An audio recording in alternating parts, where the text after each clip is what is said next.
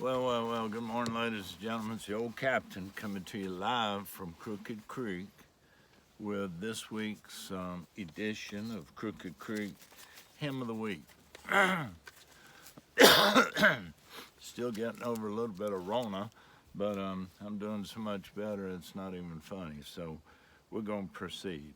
Our text in our Sunday school literature, we're going through the book of Genesis, and we've come a long way, but recently Abraham and his nephew Lot, L-O-T, they had accumulated quite a bit of stuff between the two of them, and there just wasn't enough area, wasn't enough space for both of them to continue to travel together. So many of you will know that Abram at the time, later became Abraham, he gave Lot the choice, you go to left, I'll go to the right. You go right, I'll go to left. It's all up to you. Well, life is full of choices. Choices. Someone has said that life is the sum of choices made. Life is the sum of choices made.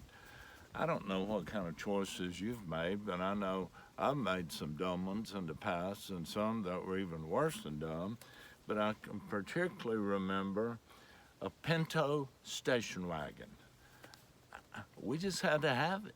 A Pinto station wagon, and it had that cool wood grain on the side, And there wasn't no more wood in that thing than a toothpick. It was like contact paper, like you'd put in your drawer in your kitchen back in the day. But wood grain paneled Pinto station wagon. Now, do you think that was a good choice? Not so much. Not so much.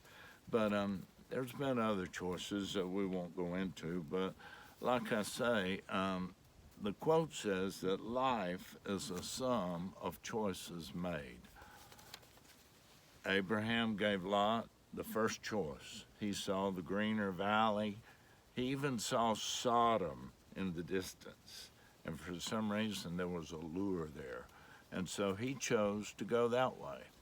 Well, as time progressed, Lot made other choices. He got away from the nomadic life that he was used to with Abraham and had a house. And guess where that house was? In Sodom. At first he saw it, and then he got closer, then he moved there. Well, in the beginning of Genesis 19, we find the setting. It says that Lot is in the gate, sitting at the gate of Sodom. Well, in those days, if you were an important man, if you had influence, if you had money, if you were a businessman, a lot of the decisions and judicial decisions were made at the city gate.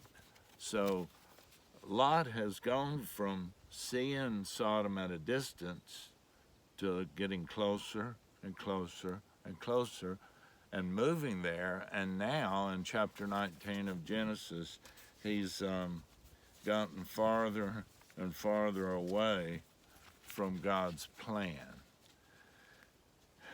Well, even the most vile person is familiar with Sodom and Gomorrah, the story of Sodom and Gomorrah, and how God rained fire and brimstone. He'd had it up to here. I mean, kind of like the flood. They were just so wicked, doing things that were just awful, and God just had enough, and he told them that he was just going to wipe it out. And in chapter 18 of Genesis, Abraham gets in a discussion because he knows his nephew's there, and he pleads with God, and he says in 18:23, Abraham says, "Will you indeed sweep away the righteous with the wicked?" He's inferring that there are some that aren't as wicked as others, I suppose, but he was interceding and intervening for his nephew Lot and his family. He said, "Lord, surely you're not going to wipe them out completely when there's a few there that, that maybe aren't as bad as the others. You know, what if there's 50? What if there's 40? What if there's 30? What if there's 10? Well, God shows his mercy, and he sends angels, and some believe the Lord himself, to Lot's house and warns them, said, you got to get out of here. God has sent us to destroy this whole city, this whole valley, this whole area. Well, Lot had a choice. So he went and told his family, and they thought he was kidding. They thought he was joking. And he said, we got to get out of here. We got to get out of here. Well, the angels told him, so when you leave, you don't even look back. You know, you get out of here and get out of here now.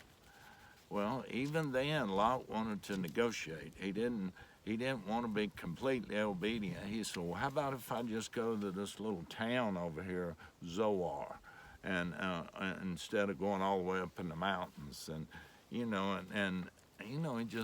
he just wasn't completely obedient at any time, but God, he kept showing mercy. He kept showing his grace. Did Lot deserve it? Heavens no, he didn't deserve it. But because of God's nature, and also because of the fact that Abraham was concerned and was praying for his nephew and his family, God did show his grace, and he did show his mercy, and he allowed time for them to get out. Now we know that Lot's wife made a poor choice because they told him not to turn around and not to look back, and she did, and you know, she got zapped, so that was the end of that. But you know, it's all about obedience and all about choices. But folks, the good news is even when we make those stupid choices, worse than a Pinto, God's grace is greater than all our sin. What a wonderful title for a hymn this week. Grace greater than our sin.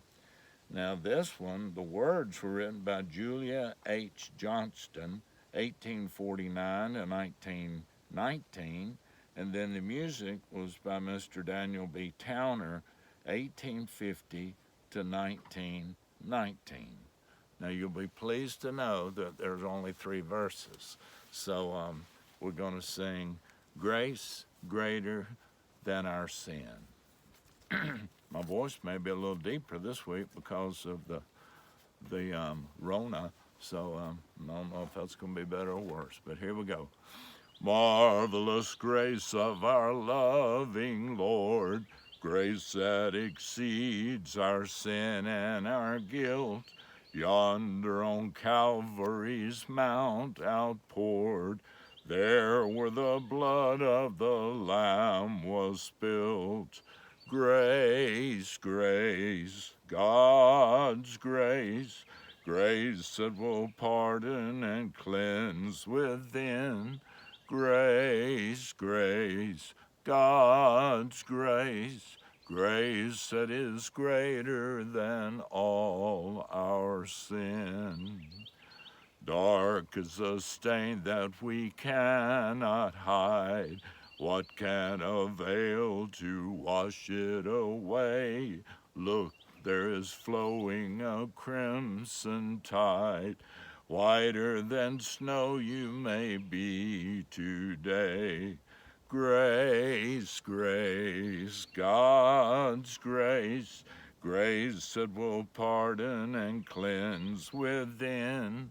Grace, grace, God's grace, grace that is greater than all our sin. Marvelous, infinite, matchless grace, freely bestowed on all who believe, all who are longing to see his face. Will you this moment his grace receive? Marvelous grace, infinite grace, grace that will pardon and cleanse within. Grace, grace, God's grace, grace that is greater than all our sin. Choices, choices, choices. Someone, a famous pastor that's passed on now, was quoted as telling us that the choices we make are the choices of sin. He once said that sin will take you farther than you ever thought you would go. Sin would keep you there longer than you ever thought you would stay. And finally, sin will cost you far, far more than you ever thought you would pay. And I don't know what kind of choices you're making. I know the choices I make. And our pastor, Tim Oliver, says that we don't live perfectly, but we try to live consistently. And when we mess up, we fess up, we confess. So the marvelous, infinite, matchless grace that God gives us allows us that opportunity to confess, to repent, and get back on track. So let's reflect this week on the choices that we're making. You may be going upstream, and you might need to turn that baby around and paddle downstream. But at any rate, I hope you have a great week. Thank you again for joining us for this week's Crooked Creek Hymn of the Week. And you hope you take care. God bless. You come see us, and we'll see you next time.